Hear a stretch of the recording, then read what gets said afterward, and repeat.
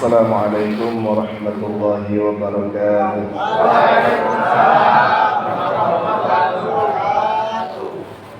Bismillah walhamdulillah wassalatu wassalamu ala rasulillah Sayyidina wa maulana Muhammad bin Abdullah wa ala alihi wa ashabihi wa mawalah.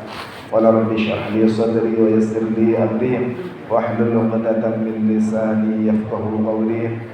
Subhanaka la ilma lana illa ma 'allamtana innaka antal alimul hakim. La haula wala quwwata illa billahil aliyyil azim. Amma ba'du. Hadratul hadramin yang kami hormati para petugas lapas kelas 2 Kota Pasuruan dan yang sangat kami banggakan warga binaan lapas kelas 2 Kota Pasuruan rahimakumullah madzuki sedaya tansah rahmat sing Allah Subhanahu wa taala. Alhamdulillah malam hari ini kita semua kembali ditakdirkan oleh Allah Subhanahu wa taala bisa meramaikan malam-malam bulan suci Ramadan dengan kegiatan-kegiatan ibadah, dimulai dengan salat isya berjamaah, salat tarawih, kultum atau tausiah, dan nanti kita tutup dengan witir. Mudah-mudahan ibadah kita diterima oleh Allah Subhanahu wa taala. Salawat serta salam marilah kita haturkan kepada junjungan kita semua Nabi besar Muhammad sallallahu alaihi wasallam. Mudah-mudahan kita semua diakui sebagai umat beliau dan bisa meraih syafaatnya. Amin amin Allahumma amin. Para saudara-saudaraku sekalian yang berbahagia, alhamdulillah kita semua sampai saat ini masih diberi umur panjang, bisa menghirup nikmatnya bulan suci Ramadan. Dan sekarang kita sudah memasuki 10 hari terakhir di bulan suci Ramadan. 10 hari terakhir bulan suci Ramadan ini idkun minan nar, pembebasan dari api neraka. Ketika kita umpama tercatat sebagai ahli neraka, maka tiap tahun, tiap 10 hari terakhir bulan Ramadan, Allah Ta'ala ini membebaskan catatan-catatan itu. Barangkali di antara itu adalah kita, dan mudah-mudahan kita termasuk yang dibebaskan oleh Allah SWT dari api neraka. Amin Allahumma amin. Begitu besar kemuliaan-kemuliaan yang ada di bulan suci Ramadan. Salat kita, salat sunnah ini dinilai salat fardu, naik tingkat menjadi salat fardu, padahal salat sunnah. Contoh kita tarawih malam hari ini sama dengan kita ini salat fardu, padahal derajat salat sunnah dengan salat fardu itu 1 berbanding 1000. 1 banding 1000. Jadi umpama nanti di hari penghisaban di akhirat kita pernah meninggalkan sholat subuh dan belum terqodoi, maka ibadah sholat sunnah kita itu sebanyak 2000 rakaat terpotong. Mana potong? 2000 rakaat. Kenapa? Karena satu rakaat sholat fardu berbanding 1000 rakaat sholat sunnah. Sholat subuh jumlahnya ada 2 rakaat, maka 2000 sholat sunnah kita akan terpotong. Oleh karena itu ketika kita merasa pernah meninggalkan sholat fardu, menggodai-godai. Dan menggodai sholat fardu itu tidak kenal waktu. Walaupun di waktu tahrim, setelah sholat subuh atau setelah sholat asar, tidak apa-apa kalau tujuannya untuk menggodai sholat.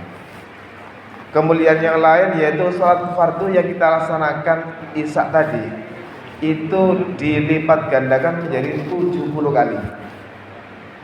Bayangkan, kita sholat isya ini sholatnya berjamaah sudah 27 derajat, kalikan 70. Betapa besar pahala yang kita dapatkan di bulan yang sangat mulia ini, yaitu bulan suci Ramadan. Termasuk naumus shaim ibadah. Tidurnya kita itu dinilai ibadah. Padahal turu ya. Turu ndak eling apa, ya ndak maca zikir. Akal kita hilang, tapi dinilai ibadah gara-gara kita ini berpuasa di bulan suci Ramadan. Bahkan wasumtuhu tasbihun, diamnya kita menentok dak wiritan itu dinilai membaca tasbih. Padahal kita diam, apalagi kita isi dengan tasbih, dengan wiritan, dengan membaca sholawat, dengan zikir kepada Allah Ta'ala. Maka tidak bisa dibayangkan betapa besar karunia Allah Ta'ala yang diberikan kepada kita di bulan suci Ramadan. Para saudara sekalian yang berbahagia, hari raya ini sudah tinggal menghitung hari, tidak sampai 1 pekan. Tapi masih ada kesempatan bagi kita untuk bisa mendapatkan malam Lailatul Qadar. Karena malam Lailatul Qadar ini dirahasiakan oleh Allah Ta'ala. Yang jelas ada di dalam bulan suci Ramadan. Apa itu hari pertama, pertengahan, atau terakhir? Tidak ada yang tahu. Kenapa Lailatul Qadar kok dirahasiakan? Karena ketika Lailatul Qadar itu dibocorkan, maka pada malam Lailatul Qadar itu saja kita akan semangat ibadah. Di luarnya itu kita malas. Kenapa demikian? Kata Allah, Lailatul Qadri khairum min alfi syahr. Lailatul Qadar itu masih lebih utama, tidak sama loh, lebih utama daripada 1000 bulan. Coba jenengan kalkulasi 1000 bulan dibagi 12 bulan. 1 tahun 12 bulan. 1000 bulan dibagi 12 bulan ketemu 84 tahun. Bayangkan kita ibadah cuma 1 malam, tapi pahalanya sama dengan kita ibadah 84 tahun lebih, bahkan lebih khairun, lebih baik. Oleh karena itu kesempatan masih ada di sisa Ramadan yang tinggal tidak sampai 1 pekan ini. Kita berharap kepada Allah Ta'ala, mudah-mudahan kita ini dipertemukan dengan bulan suci, dengan Lailatul Qadar, agar tingkat derajat ibadah kita ini naik. Karena Lailatul Qadar ini cuma ada di umatnya Nabi Muhammad. Kenapa? Karena umat Nabi Muhammad ini umurnya pendek-pendek, antara 60 sampai 70 tahun paling banyak, rata-rata paling maksimal.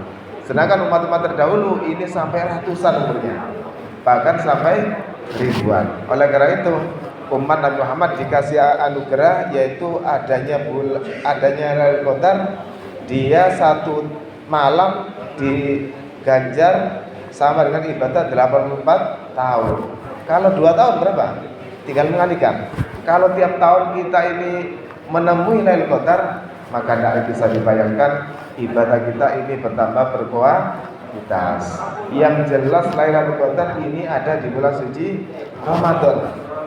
Andaikan kita semua ini istiqomah, mulai malam pertama Ramadan sampai malam terakhir, kita ini tidak absen untuk mengerjakan sholat taraweh, maka dipastikan kita pasti akan menjumpai yang namanya Lailatul Qadar. Hadirin yang berbahagia, yang paling akhir, begitu besarnya nikmat Allah Ta'ala, anugerah yang diberikan di bulan suci Ramadan. Namun ada golongan yang ternyata tidak memperoleh ampunan di bulan suci Ramadan, padahal disuguhkan beberapa macam anugerah, tapi ternyata ada yang tidak memperoleh anugerah itu. Dia ditinggalkan Ramadan tapi dosanya tidak diampuni. Siapa saja itu? Saya sebutkan satu aja ya, karena ini kultum. Yang pertama, uququl walidain, anak yang durhaka kepada orang tua. Ini tidak terampuni dosanya di bulan suci Ramadan. Ketika bulan Ramadan mendapat predikat syahrul maghfirah, bulan penuh ampunan, tapi dia tidak dapat ampunan karena dia durhaka pada orang tua. Oleh karena itu, mungkin di antara kita ini ada yang punya salah kepada orang tua, cepat-cepat minta maaf.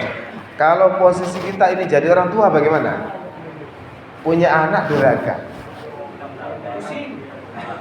maka kita harus introspeksi diri. Ketika ada istilah anak durhaka, bisa jadi ada istilah orang tua durhaka. Kenapa? Mungkin kita ini kurang memberikan pemahaman agama pada anak, sehingga anak menjadi tambah. Mungkin harta yang kita dapat ini kurang bersih, sehingga mempengaruhi mental anak menjadi tambah. Oleh karena itu kita introspeksi bersama-sama. Mari kita di momentum bulan suci Ramadan ini kita perkuat iman dan takwa kita agar ibadah puasa kita diterima oleh Allah Subhanahu wa taala. Hadirin sekalian berbahagia, mungkin hanya itu yang bisa kita sampaikan. Mudah-mudahan Allah Ta'ala terima ibadah puasa kita, Allah Ta'ala terima qiyamul lail kita.